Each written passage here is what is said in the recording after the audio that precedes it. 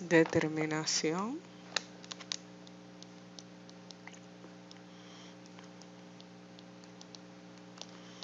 del punto de fusión. Este es el título de la práctica número 1 que vamos a desarrollar o ampliar a continuación. Fíjense, cuando nosotros hablamos de determinar, de determinación, es sencillamente que vamos a leer un valor, en este caso. Y cuando hablamos de punto se está refiriendo a un valor de temperatura. ¿Ok? Hay unos conceptos que nosotros tenemos que tener en cuenta, que son diferencias o la diferencia que existe entre lo que es la fusión como tal versus lo que es el punto de ebullición. Vamos a tratar de explicar esas diferencias. Voy a cambiar de color para tratar de que se sobreentienda más. Miren, aquí pusimos ebullición, pero realmente es fusión. ¿Ok? Cuando nosotros hablamos de fusión, estamos hablando del cambio de estado de agregación. El cambio de estado que experimenta una sustancia cuando ella es un sólido y se convierte a líquido, ¿ok? Ella pasa del estado sólido a líquido, es decir, se funde. En cambio, cuando hablamos de punto de fusión, estamos hablando al valor, o sea, a qué valor de temperatura,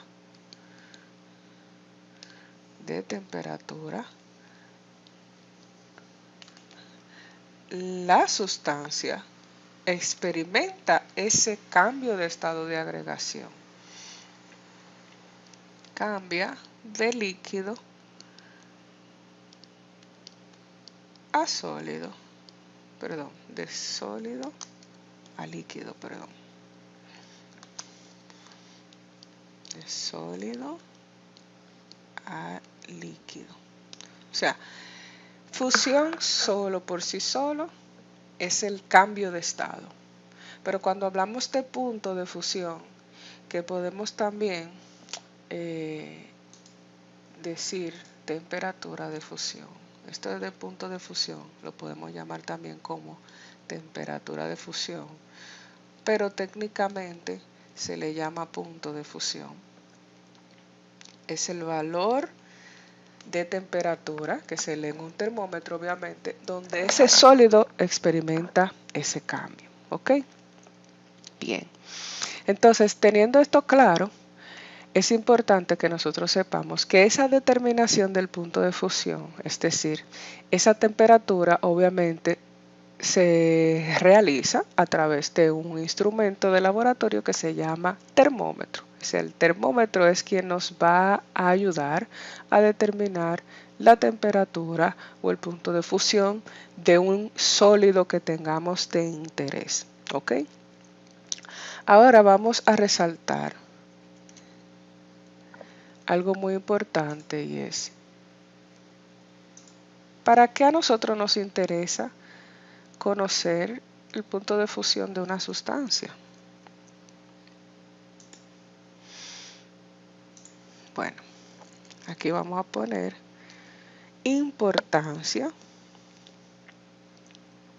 del punto de fusión.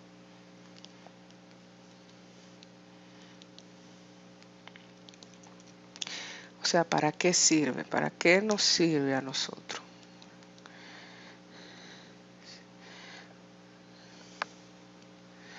¿Ok? Fíjense, el punto de fusión es una constante física, ¿ok? es una propiedad intensiva de la materia. Es decir, cada sustancia sólida, cada sólido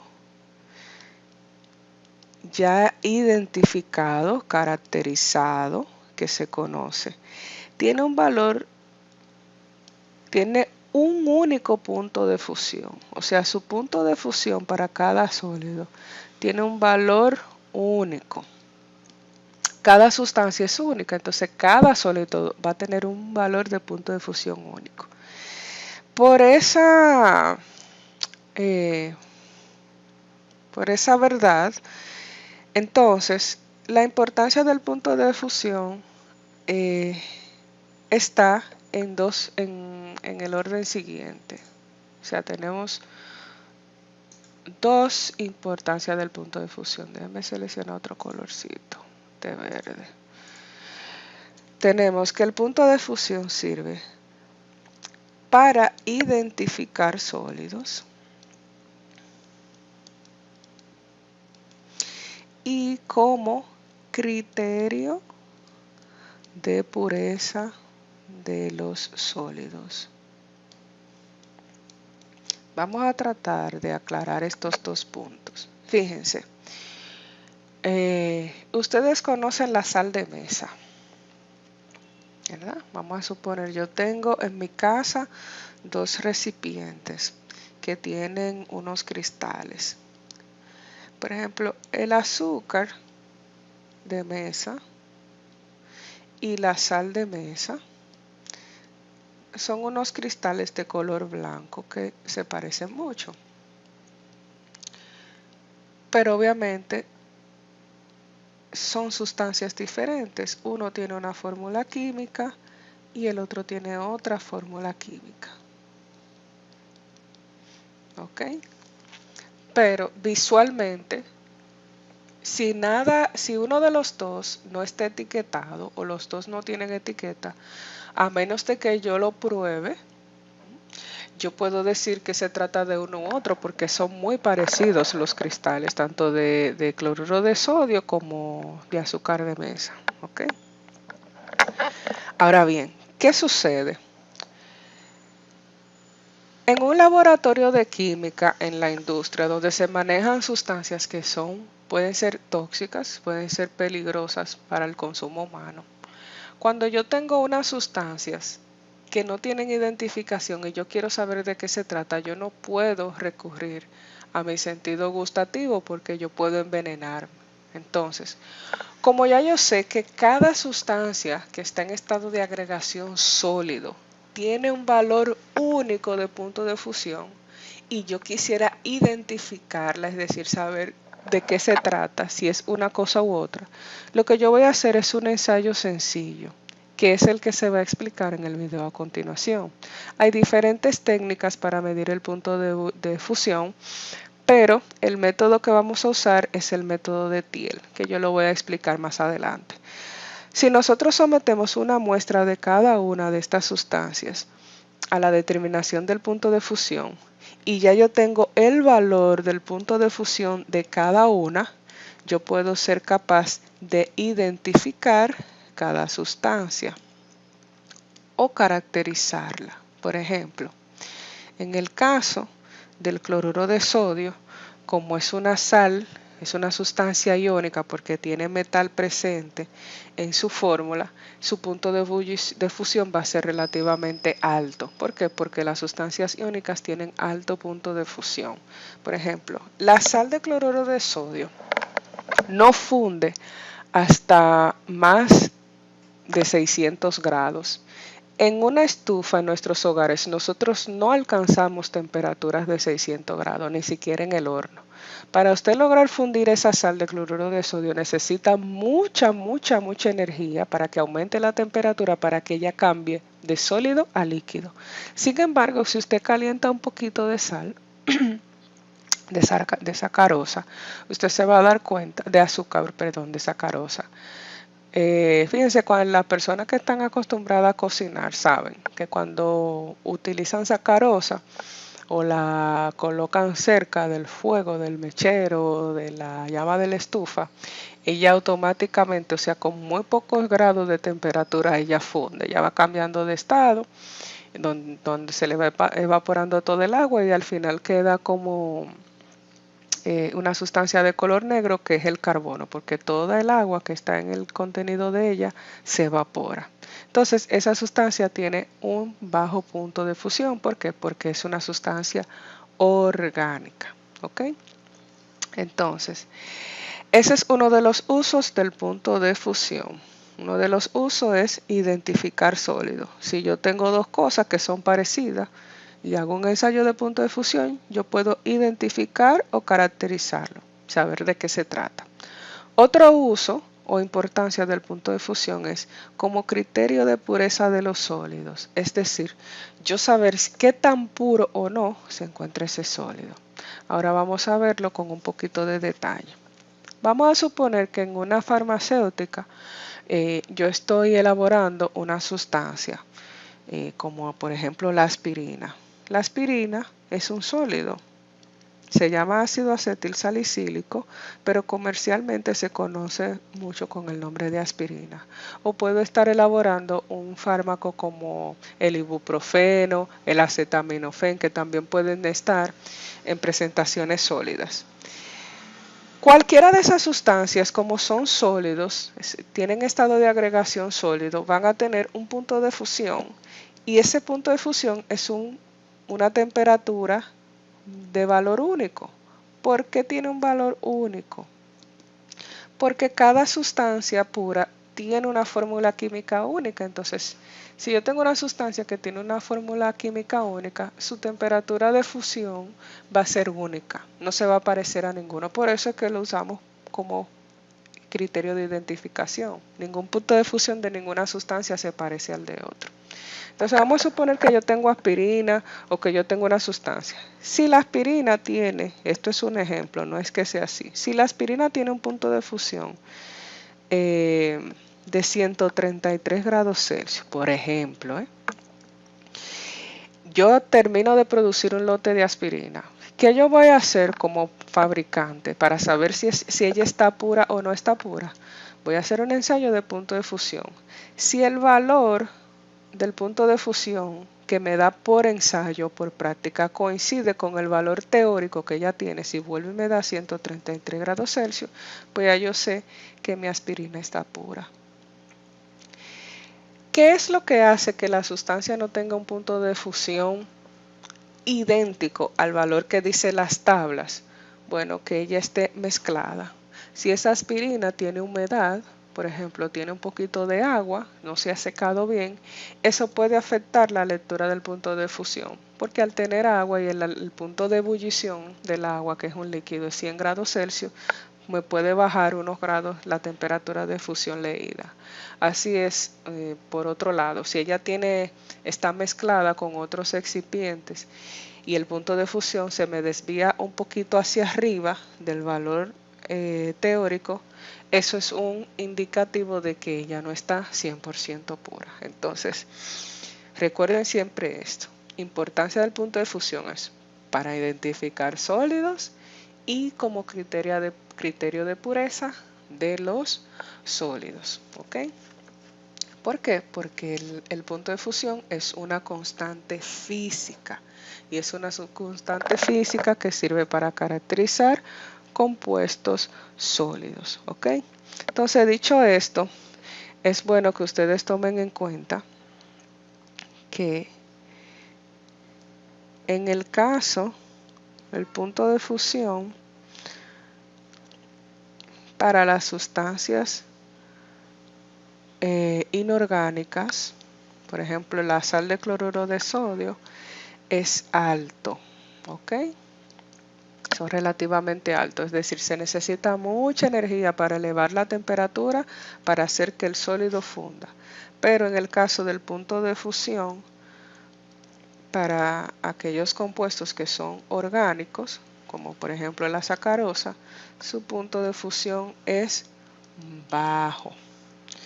¿Qué sucede? ¿Por qué esto sucede así? Fíjense, en las sustancias inorgánicas prevalecen el tipo de enlace químico conocido como el enlace iónico. El enlace iónico es un tipo de enlace donde predominan unas fuerzas de atracción electrostáticas que son muy grandes. Entonces se necesita mucha energía para romper ese enlazamiento que tienen los átomos que componen una molécula. Sin embargo, en los compuestos orgánicos, el punto de fusión es bajo porque el enlace que predomina es el enlace covalente. El enlace covalente no tiene metales presentes. Por lo general, ustedes saben que la química orgánica se dice ser la química del enlace covalente. O sea, todos los compuestos orgánicos están formados por elementos no metálicos como el carbono, el hidrógeno, el oxígeno, el nitrógeno, el azufre. Todos esos elementos son no metales y si se encuentran enlazados para formar los compuestos, tienen enlace covalente. Por lo tanto, el punto de fusión de cualquier sólido orgánico es relativamente bajo. Entonces, algo muy importante que aclarar es, en este mismo tenor, es que no todos los sólidos tienen punto de fusión.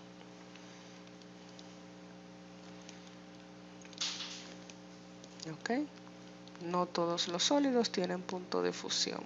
Entonces, ¿cuáles son aquellos sólidos que no tienen punto de fusión? Miren, los sólidos que se subliman no tienen punto de fusión. ¿Por qué no tienen punto de fusión? Por la sencilla razón siguiente. Así como la fusión es el cambio de estado de sólido a líquido, la sublimación es el cambio de estado de sólido a gas sin pasar por el estado líquido. Si una sustancia que es sólida, al usted aumentarle su temperatura, ella no pasa por el estado líquido, que es el que nosotros queremos para que ella funda, sino que pasa directamente de sólido a gas, es una sustancia que se sublimó y no tiene punto de fusión. ¿Ok? Entonces aquellos sólidos que se subliman no tienen punto de fusión. Un ejemplo de un sólido así es el alcanfor. El que ha tenido oportunidad de ver una pastilla de alcanfor en su casa que se utiliza con la finalidad de recoger un poco de humedad, de aromatizar, pueden venir en tabletitas o en perlitas el alcanfor. Usted ve esa pastilla de alcanfor colocada en un sitio y al cabo de unos días usted no ve ningún líquido debajo de ella, pero usted ve que al cabo de los días usted va viendo menos cantidad de ella, hasta que llega un punto que usted dice, bueno, ya se desapareció. Lo que ocurrió con ella fue que se sublimó, o sea, experimentó un proceso de sublimación donde de sólido pasa a líquido, de sólido pasa a gas sin pasar por el estado líquido. ¿Cuáles son esas sustancias que se subliman? Pues sencillamente, las sustancias que se subliman son aquellas que tienen una alta presión de vapor. ¿Ok? ¿Qué es eso de presión de vapor? Miren, la presión en la que nosotros estamos, eso es algo que ustedes van a ver más adelante cuando vean la práctica de puntos de ebullición. La presión de vapor es la presión que ejerce un sólido o un líquido para pasar de ese estado de agregación de menor energía a un estado de agregación de mayor energía. Por ejemplo, ¿a qué nosotros llamamos presión atmosférica? La presión atmosférica es la presión que ejerce toda la capa de gas que rodea la Tierra sobre la superficie de la Tierra. Entonces, cada sustancia ejerce una presión de vapor en sentido opuesto a la presión atmosférica. Esto nosotros llamamos presión de vapor. ¿Ok? Si una sustancia tiene una presión de vapor alta o parecida a la presión atmosférica, que es igual a una atmósfera. La presión que ejerce la capa de gas que rodea la Tierra es de una atmósfera. La presión atmosférica que tiene un sólido o un líquido es relativamente menor a una atmósfera. Pero en la medida en que esa presión se acerca o se asemeja más a una atmósfera, esa sustancia va a pasar de sólido o líquido a gas. ¿Por qué? Porque tiene una tendencia natural a ser gas. Cuando esas presiones son iguales, una atmósfera y una atmósfera, ya la sustancia deja de ser sólido o líquido y se convierte en gas. Entonces, aquellas sustancias que tienen una alta presión de vapor, por ejemplo, una alta presión de vapor 0.9 atmósfera. ¿Por qué? Porque se parece mucho a 1. O sea, esa sustancia tiene una tendencia natural a ser un gas, estar más en la fase gas que estar en la fase líquida o sólida. Por ejemplo, ya yo les mencioné un ejemplo de una sustancia que tiene alta presión de vapor, que es el alcanfor. Ahora bien, hay líquidos que tienen alta presión de vapor, como por ejemplo la acetona. La acetona es un líquido que usted no lo puede dejar abierto porque tiene alta presión de vapor. Pero el detalle de esto, nosotros lo vamos a ver en la práctica de punto de ebullición. Entonces, ya aclaramos que no todos los sólidos tienen punto de fusión. ¿Por qué? Porque algunos se subliman y hay otros que se descomponen al calentarse. Entonces, se descomponen al calentarse. ¿Ok? Bien. ¿Por qué se dice que los sólidos que se descomponen al calentarse tampoco no tienen punto de fusión? ¿Por qué no lo tienen? Por la sencilla razón siguiente. El proceso de descomposición es un proceso de cambio químico en la materia, al contrario del proceso físico o los cambios físicos. Un ejemplito de esto, por ejemplo, el agua es un líquido, pero yo lo voy a usar como ejemplo. Si usted tiene agua que la mete al refrigerador, se le convierte en hielo, ¿verdad? Pero sigue siendo agua. Si usted saca ese cubito de hielo del refrigerador y lo pone a calentar o lo deja a temperatura ambiente, pues se convierte en agua líquida. Y si la calienta en una ollita en la estufa, ella va a seguir siendo agua, no importa que esté en estado sólido, líquido o vapor. Pero ¿qué pasa? Sigue siendo agua y su fórmula es H2O. No importa que ella haya cambiado de estado de agregación, porque ha cambiado físicamente. Ahora bien, cuando una sustancia se descompone al calentarse, pues obviamente ya usted no la puede volver a recuperar, ella no sigue siendo lo mismo, la materia de ella cambió. Vamos a poner un ejemplo. Yo tengo una banana, un guineo. Yo tengo un guineo que está verdecito. Al cabo de los días, ese guineo ya no está verde, sino que está cambiando de color, se está poniendo como un poquito negruzco, ¿verdad? Se va poniendo, vamos a decir que amarillo, ¿ok? El guineo se va poniendo amarillo, amarillo, amarillo. En principio él estaba como verdoso, como es natural.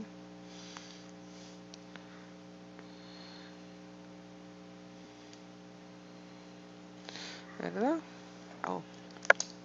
Va poniendo verdoso el guineo, pero a medida de que va pasando el tiempo, el mismo guineo va sufriendo un proceso de transformación. No lo puedo poner negro porque sobre negro no se va a ver, pero él va sufriendo un proceso de transformación donde él va cambiando, o sea, se va descomponiendo. Ya el contenido de lo que era el guineo verde y el guineo maduro, ya yo no lo tengo. ¿Por qué? Porque esa sustancia se está descomponiendo. Entonces ya eso no vuelve a ser lo que era en un principio. ¿Ok? Entonces, si el sólido se descompone por calentamiento, ya usted lo perdió. Entonces, esas sustancias que son sólidas y por usted ponerle un poquito de aumento de temperatura, porque experimentan aumento de energía, se descomponen al calentarse, no tienen punto de fusión. Ok, ahora vamos a hablar de los métodos que utilizaremos en esta práctica.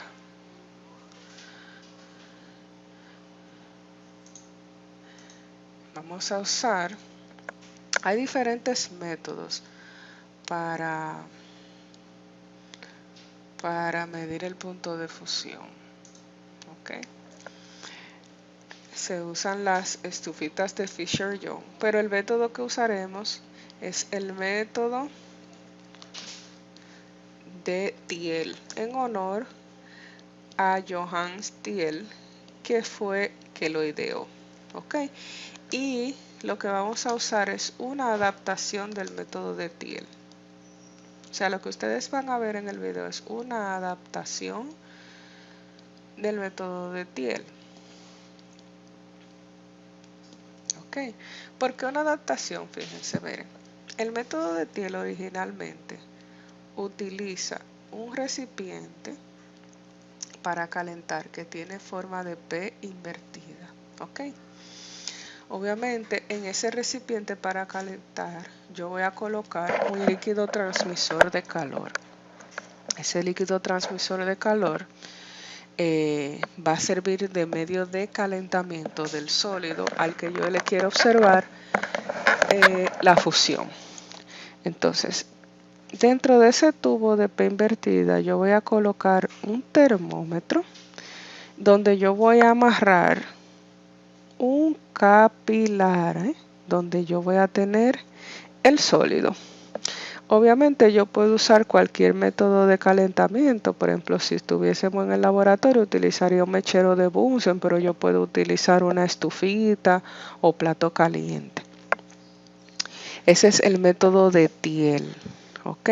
Que utiliza un tubo de P invertida. Entonces, la adaptación que ustedes van a ver o vieron en el audiovisual del método de Thiel contempla lo siguiente. En vez de un tubo de P invertida, utilizo para colocar el líquido transmisor de calor un beaker o vaso de precipitado. ¿Ok? Y obviamente, igual que en el método de Thiel, yo le voy a tener sumergido un termómetro que tiene un capilar adherido a él y voy a usar un método de calentamiento. Voy a dibujar una llamita que proviene de un mechero de Bunsen. ¿Qué otra particularidad tiene el método de Thiel? El método de Thiel utiliza como líquido transmisor de calor ácido sulfúrico. ¿Ok? Y aquí utilizamos vaselina líquida en la adaptación. Esas son las dos diferencias más fundamentales. En el de Thiel utilizamos un tubo de P invertida para colocar el líquido transmisor de calor y el líquido de transmisor de calor usado es el ácido sulfúrico. En la adaptación utilizamos vaselina líquida o beaker. Ok, vamos ahora a explicar por qué en la adaptación no utilizamos ácido sulfúrico. Miren, el líquido transmisor de calor que se usa en esta práctica debe de reunir ciertas características, ¿ok? Ese líquido transmisor de calor debe de reunir ciertas características importantes. Tiene que tener las características siguientes. Las características siguientes que debe de tener. La primera característica más importante que debe de tener el líquido transmisor de calor es que tenga elevada temperatura de ebullición. ¿Por qué debe de tener elevada temperatura de ebullición? Fíjense, nosotros pusimos dos ejemplos de sustancias, una inorgánica y otra orgánica, ¿verdad? Por ejemplo, si el sólido en cuestión tiene una elevada temperatura de ebullición, por ejemplo 200 grados Celsius, 150 grados Celsius, yo no puedo usar el agua como líquido transmisor de calor porque el agua tiene una temperatura de ebullición de 100 grados. Entonces, si el agua hierve a 100 grados, ella se va a evaporar completa porque ya no va a seguir aumentando su temperatura a más de 100 grados. Y si el sólido que yo tengo aquí amarrado en la punta del termómetro tiene una temperatura de fusión de 150, nunca voy a poder ver el cambio porque el líquido de esa agua líquida no va a adquirir más temperatura de más de 100 grados. Entonces, esa es la primera característica deseable que tiene que tener el líquido transmisor de calor. Luego, pues obviamente me interesa que sea transparente. Transparente significa que deja pasar la luz al 100% a través de ella, ¿ok? Una sustancia opaca es aquella que no deja pasar absolutamente la luz a través de ella. Transparente, todo lo opuesto, o sea, deja pasar la luz completamente a través de ella. Si es translúcida es porque deja pasar una parte de la luz. Entonces, que sea transparente. Y bueno, ya otras características es que no sea tóxico, pero si es tóxico, si cumple con la primera dos y es tóxico, yo puedo usarlo utilizando un equipo de protección personal, ¿eh? Pero por eso no pueden poner que sea tóxico como primera opción, porque a mí lo que me interesa es que tenga elevada temperatura de ebullición y que sea transparente, que sea económico o barato, ¿verdad? De fácil manejo. Entonces, por esa razón es que en el laboratorio de química no utilizamos el ácido sulfúrico, porque el ácido sulfúrico, como es un ácido fuerte, primero no es económico y segundo no es de fácil manejo. Entonces, la vaselina líquida obviamente alcanza temperatura de ebullición de más de 200, al igual que el ácido sulfúrico. O sea, ambos son líquidos transmisores de calor que cumplen con la primera característica. Pero ¿qué pasa? La vaselina es más barata y bueno, si una persona se quema por vaselina en caso de que ocurra un accidente, pues obviamente no es una quemadura como la de ácido, ¿verdad? Es de mejor manejo la vaselina líquida. Entonces, hay algo muy importante que hay que resaltar y es que la temperatura de fusión, cuando se mide de manera experimental, no puede ser muy distinta de 1 a 2 grados Celsius del valor teórico. Es decir, si yo mido la temperatura de fusión de un sólido que tiene un valor que ya está en las tablas registrado, de manera práctica yo no puedo medir una diferencia de temperatura que sea más de 1 o 2 grados. ¿Por qué? Porque dijimos que cada sustancia tiene un valor de punto de fusión único y si yo digo que es 2 o 3 grados más arriba, el ensayo está mal hecho. Esa diferencia no puede ser mayor de ahí. ¿Cómo yo me doy cuenta dentro del capilar? El capilar, la función del capilar que está atado en la base del termómetro, fíjense, está sellado en la parte de abajo. Debe de estar sellado para que no salga el sólido que nosotros insertamos en él. Vamos a suponer que yo tengo un poquito de sólido. En ese momento, cuando yo enciendo el mechero, aquí yo tengo una temperatura inicial o temperatura 1. Al cabo de que va pasando el tiempo, ese sólido, ustedes van a ver que comienza a cambiar de estado. Ustedes van a ver que se va poniendo una parte líquida y al final ya yo lo voy a tener líquido completamente. Ahí, cuando ya esté totalmente fundido, esa va a ser la temperatura 2 que yo voy a leer. Entonces, mi temperatura de fusión o mi punto de fusión de esa sustancia será el promedio de esas dos temperaturas, T1 más T2 entre 2. Es igual a una temperatura promedio.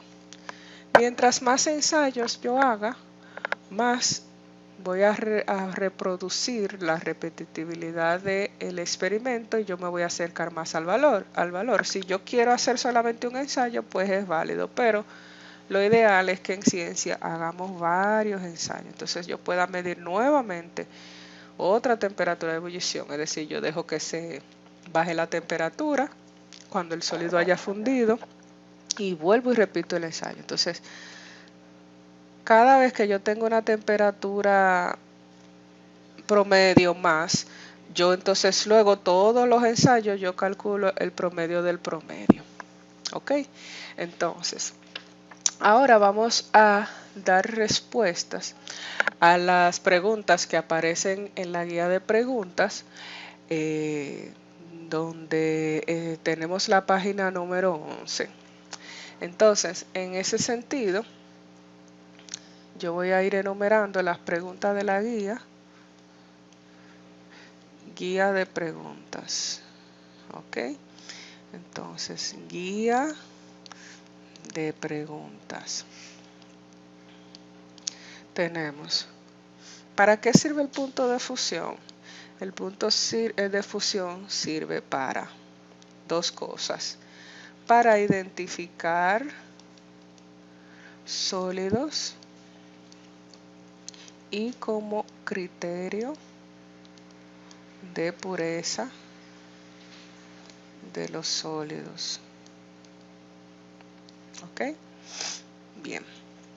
Esa sería la pregunta número 1. Pregunta número 2. Diferencia entre fusión y punto de fusión. Ya dijimos que la fusión es el cambio de estado de agregación. Es el cambio de estado de agregación donde la sustancia pasa de sólido a líquido. Sin embargo, el punto de fusión, ¿ok?, o temperatura de fusión, es lo mismo, es el valor de temperatura donde la sustancia hace el cambio, donde el sólido cambia a líquido. ¿Ok? Pregunta número... Ok, voy a tener que... Como ya se acabó mi pantalla, voy a eliminar una parte de esto y voy a contestar la pregunta 3. La vaselina líquida, ¿para qué sirve? Como líquido transmisor de calor. Sirve como líquido transmisor de calor. Por ejemplo, ustedes tienen un plátano y lo van a cocinar. Si ustedes colocan el plátano ya pelado en la llama de la estufa del mechero, ¿verdad?, directamente ustedes van a quemar el plátano. Entonces, ¿cómo ustedes lo pueden calentar para cocinarlo? Bueno, si ustedes lo ponen a hervir en un recipiente con agua, el agua es un líquido transmisor de calor si usted se va a comer el plátano hervido. Pero si usted se lo va a comer hecho tostón, el líquido transmisor de calor que va a usar es el aceite. En ambos casos, tanto el agua como aceite tienen la función de líquido transmisor de calor, porque nosotros no podemos colocar el sólido directamente porque entonces se va a perder o se va a quemar. Ok, esa es la función de la vaselina líquida, al igual que el ácido. Pregunta 4. Escriba 3 condiciones deseables en un líquido transmisor de calor en esta práctica. Condiciones deseables del líquido transmisor de calor, ya dijimos. Elevada temperatura de ebullición. Esa es la primera.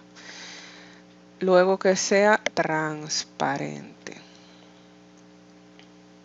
Y luego que no sea tóxico, que sea barato, toda la que usted quiera poner ahí abajo. Pero si no cumple con esas dos, olvídese. ¿Ok?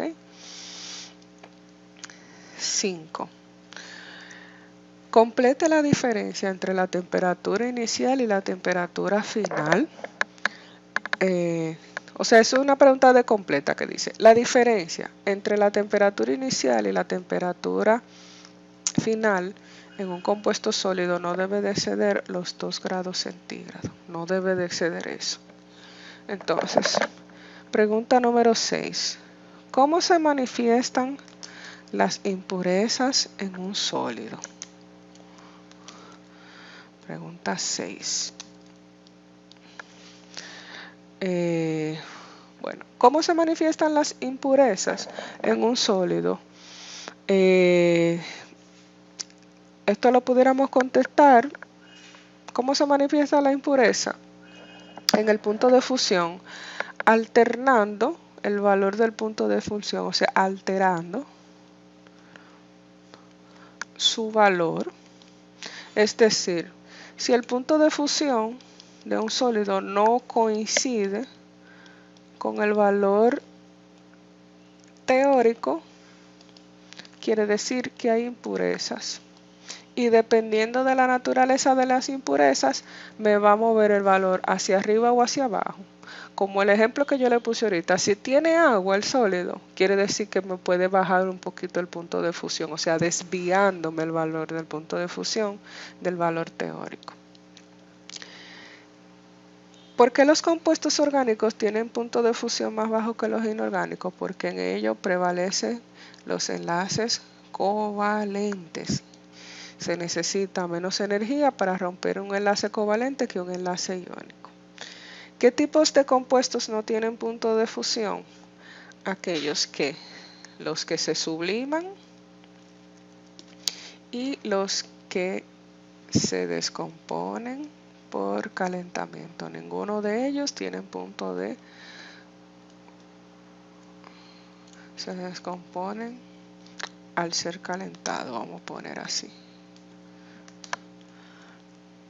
Al ser calentados. Entonces tenemos, define enlace covalente. Bueno, enlace covalente, eso es como es una definición, ya no es algo de la práctica, ustedes lo van a buscar. Una definición que sea técnica, ¿ok? En ninguna de las guías de preguntas yo voy a aclarar definiciones porque eso es algo que usted puede ya tener trabajado. Y por último, ¿cómo se llama el método que origina esta práctica? Se llama método de Thiel. ¿Ok? Entonces ahora ustedes van a ver, vamos a dar una pequeña revisioncita al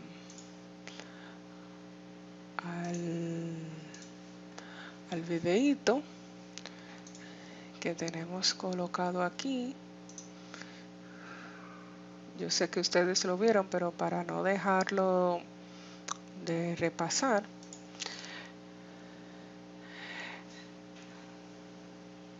ok, fíjense, como es mudo, no importa que se abra, miren, es una adaptación del método de Thiel. Las cristalerías que utilizamos aquí, fíjense, le voy a dar pausa. Utilizamos un termómetro que está unido a, vamos a decir, una pinza, ¿verdad? Que sostiene el termómetro. Fíjense que aquí nosotros tenemos un hilito que está amarrando el capilar. El objetivo del capilar es sostener ese sólido de color blanco que tenemos ahí.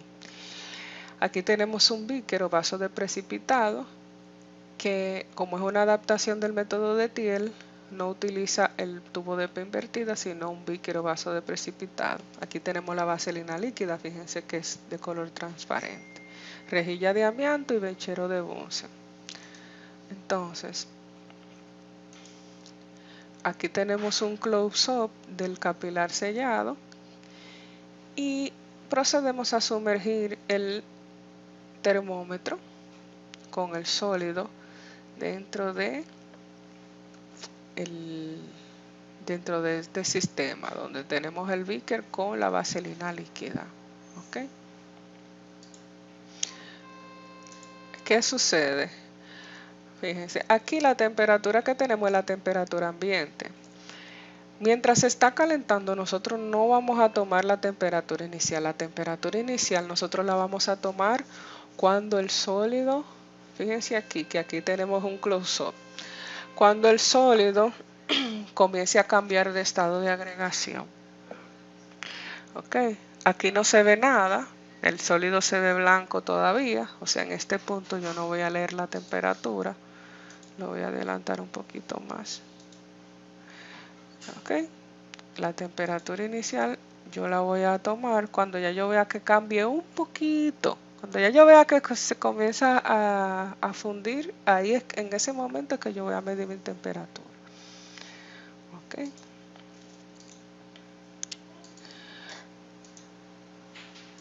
Aquí está.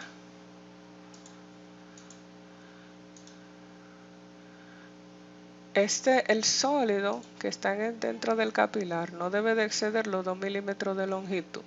¿Por qué? Porque si eso es más largo de ahí, entonces el punto de fusión me puede salir mal.